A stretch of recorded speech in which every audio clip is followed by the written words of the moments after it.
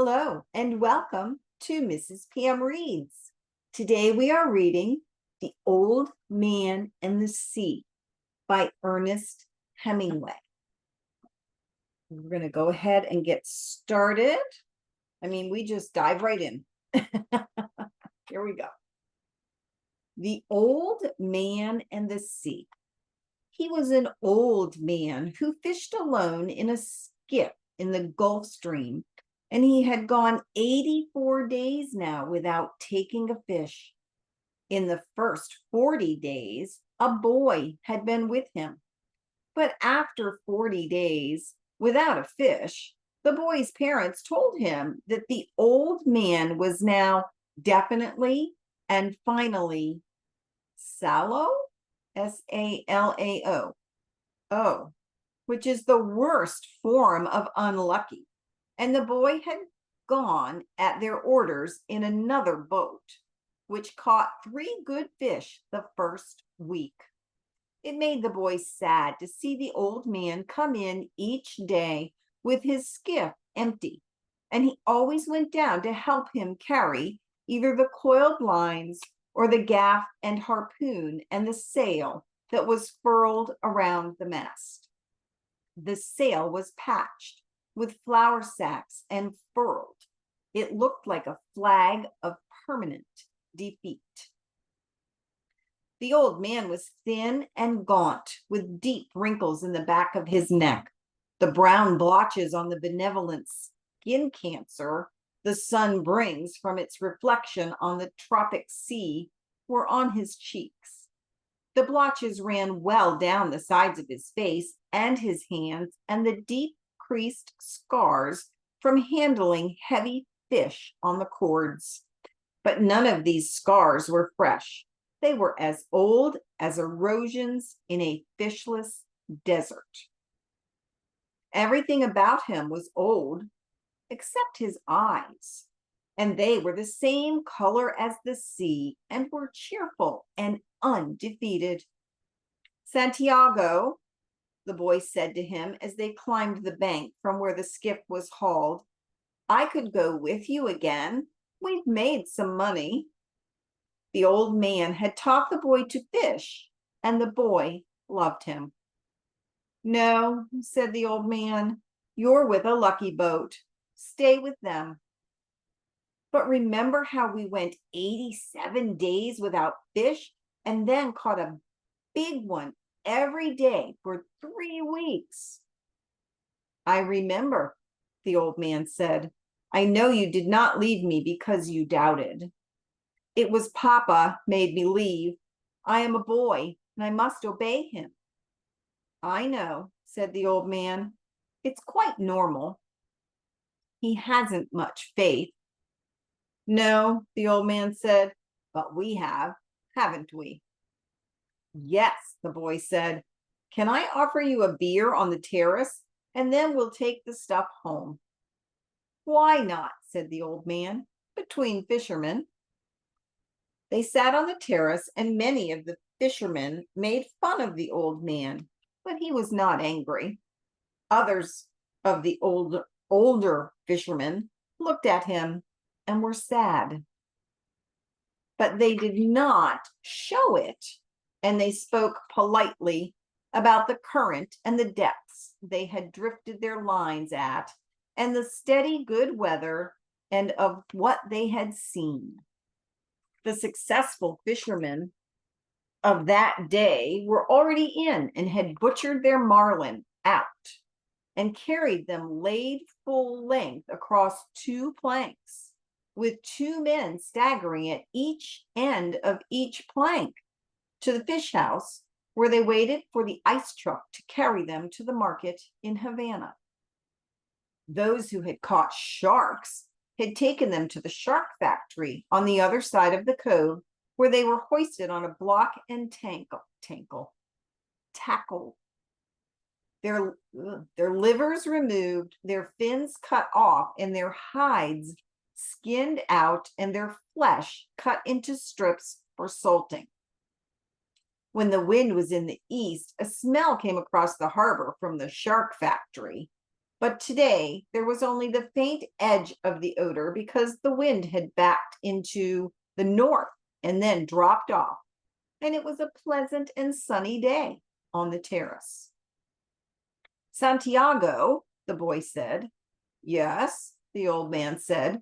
He was holding his glass and thinking of many years ago. Can I go out to get sardines for you tomorrow?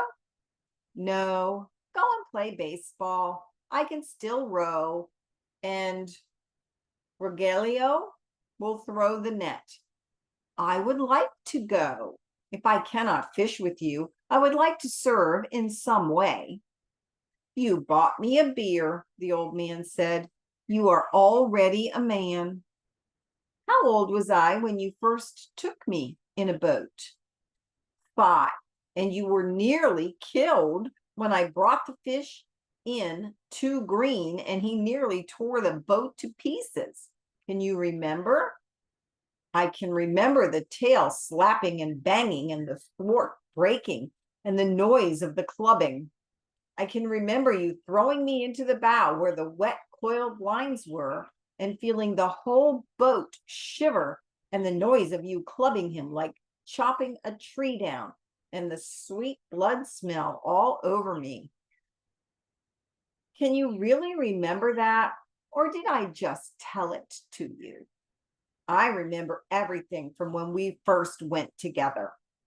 The old man looked at him with sunburned, confident, loving eyes. If you were my boy, I'd take you out and gamble, he said. But you are your father's and your mother's, and you are in a lucky boat. May I get the sardines? I know where I can get for 4 baits, too, for the number 4. I have mine left from today. I put them in the salt box. Let me get 4 fresh ones. 1, the old man said. His hope and his confidence had never gone, but now they were freshening as when the breeze rises.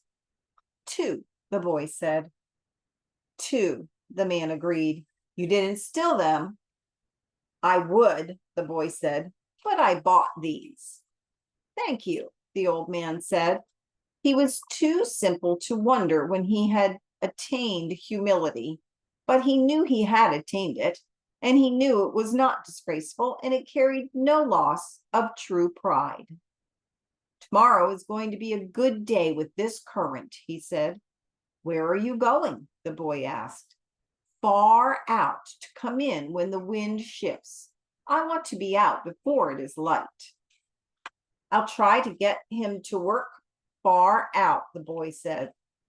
Then, if you hook something truly big, we can come to your aid.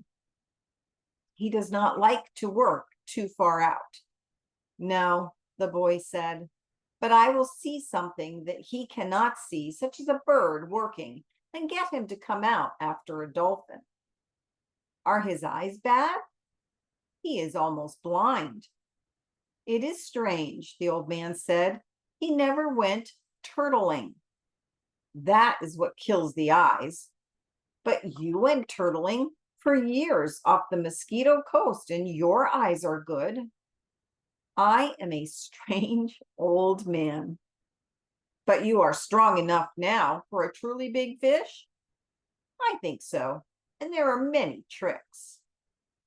Let us take the stuff home, the boy said, so I can get the cast net and go after the sardines. They picked up the gear from the boat. The old man carried the mast on his shoulder, and the boy carried the wooden box with the coiled, hard braid brown lines, the gaff, and the harpoon with its shaft. The box with the baits was under the stern of the skiff, along with the club that was used to subdue the big fish when they were brought alongside. No one would steal from the old man, but it was better to take the sail and the heavy lines home, as the dew was bad for them. And though he was quite sure no local people would steal from him, the old man thought that a gaff and a harpoon were needless temptations to leave in his boat.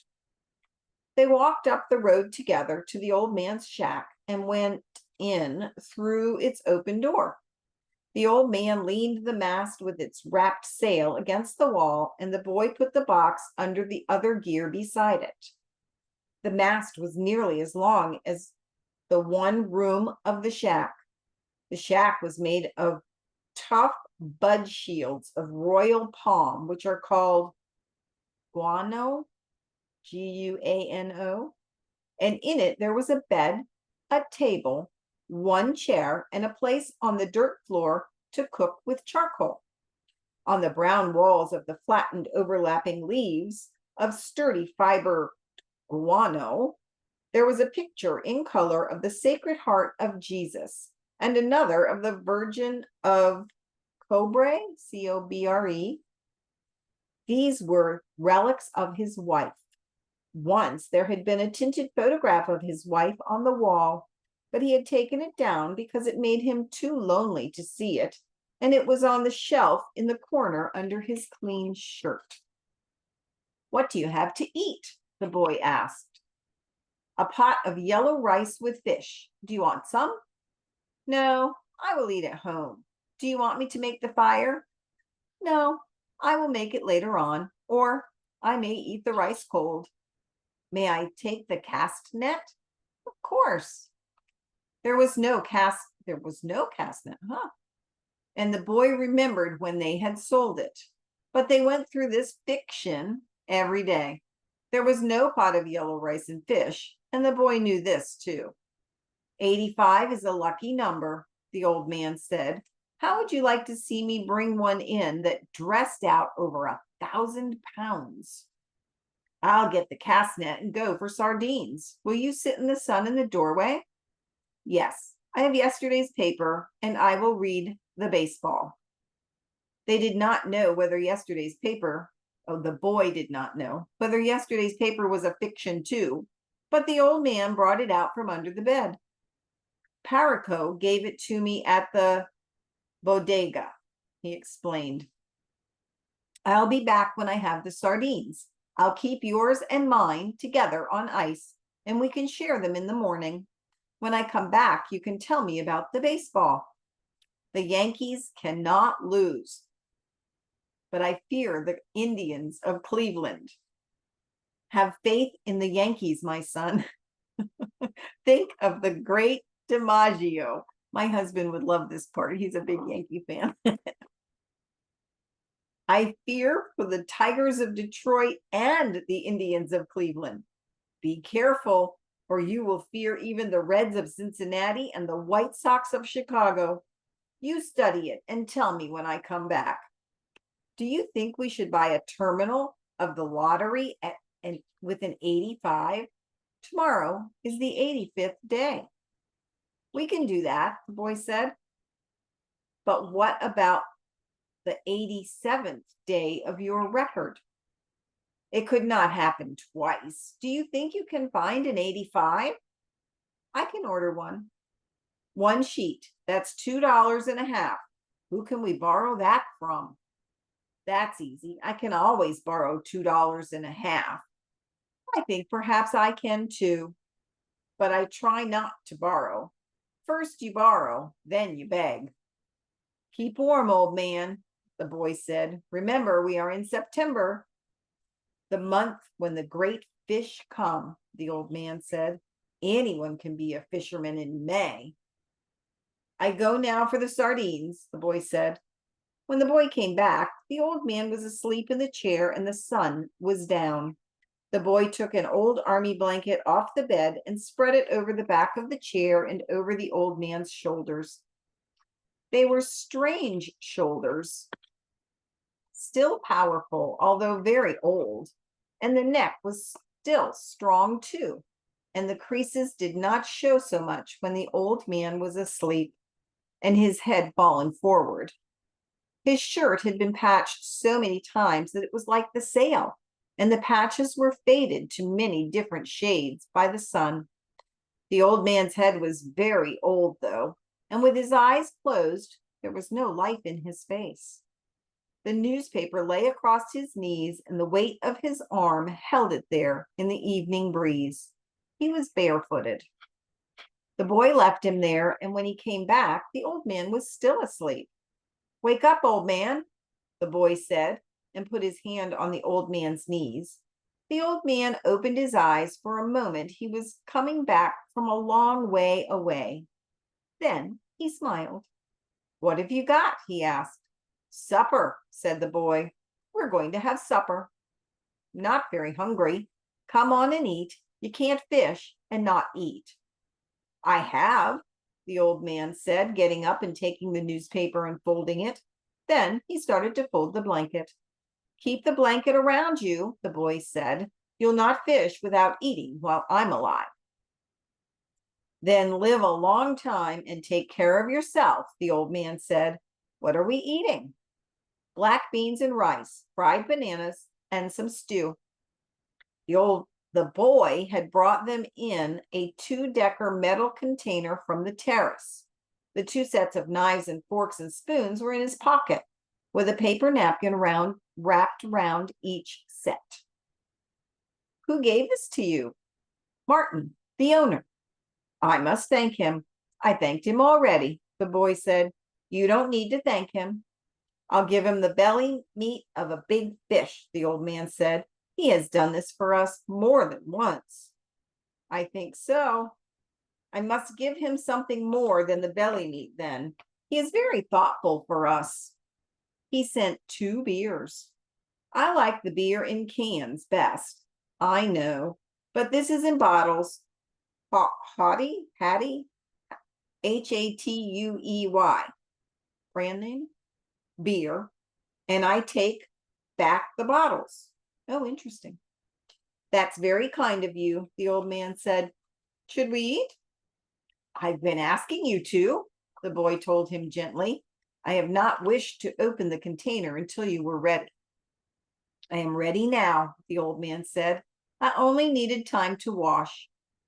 Where did you wash? The boy thought. The village water supply was 2 streets down the road. I must have water here for him, the boy thought, and soap and a good towel. Why am I so thoughtless? I must get him another shirt and jacket for the winter and some sort of shoes and another blanket. Your stew is excellent, the old man said. Tell me about the baseball, the boy asked. In the American League, it is the Yankees. As I said, the old man said happily. They lost today, the boy told him. That means nothing. The great DiMaggio is himself again. They have other men on the team, naturally, but he makes the difference. In the other league, both Brooklyn and Philadelphia, I must take Brooklyn. But then I think of Dick Sizzler and those great drives in the old park. There was nothing ever like them. He hits the longest ball I have ever seen. Do you remember when he used to come to the terrace? I wanted to take him fishing, but I was too timid to ask him. Then I asked you to ask him, and you were too timid. I know, it was a great mistake. He might have gone with us. Then we would have that for all of our lives. I would like to take the great DiMaggio fishing, the old man said. They say his father was a fisherman. Maybe he was as poor as we are and would understand. The great Sizzler's father was never poor, and he, the father, was playing in the big leagues when he was my age. When I was your age, I was before the mast on a square-rigged ship that ran to Africa, and I have seen lions on the beaches in the evening. I know, you told me. Should we talk about Africa or baseball? Baseball, I think, the boy said. Tell me about the great John J. McGraw, he said. Joda for J. Interesting. He used to come to the terrace sometimes too in the older days, but he was rough and harsh spoken and difficult when he was drinking. His mind was on horses as well as baseball. At least he carried lists of horses at all times in his pocket and frequently spoke the name of horses on the telephone. He was a great manager, the boy said. My father thinks he was the greatest. Because he came here the most times, the man said. If DeRocher had continued to come here year after year, your father would think he was the greatest manager. Who is the greatest manager, really? Lucu or Mike Gonzalez?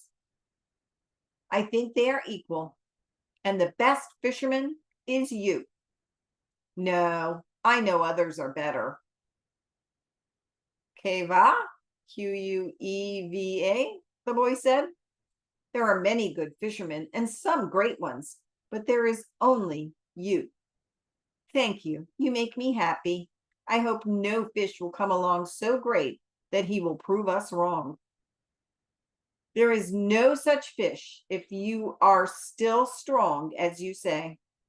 I may not be as strong as I think, the old man said, but I know many tricks and I have resolution.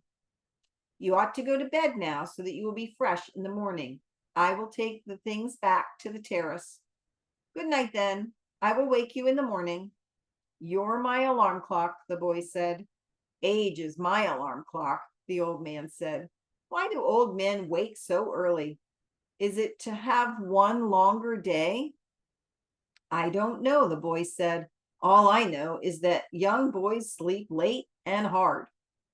I can remember it, the old man said. I'll waken you in time. I do not like for him to waken me. It is as though I were inferior. I know. Sleep well, old man. The boy went out. They had eaten with no light on the table, and the old man took off his trousers and went to bed in the dark. He rolled his trousers up to make a pillow, putting the newspaper inside them. He rolled himself in the blanket and slept on the other old newspapers that covered the springs of the bed. He was asleep in a short time. I'm going to get a sip of water.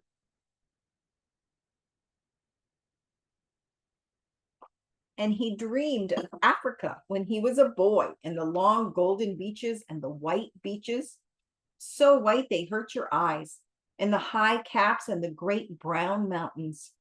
He lived along that coast now every night, and in his dreams he heard the surf roar and saw the native boats come riding through it. He smelled the tar and oakum of the deck as he slept, and he smelled the smell of Africa that the land breeze brought at the morning. Usually when he smelled the land breeze, he woke up and dressed to go and wake the boy. But tonight, the smell of the land breeze came very early, and he knew it was too early in his dream, and went on dreaming to see the white peaks of the islands rising from the sea. And then he dreamed of the different harbors and roadsteads of the Canary Islands.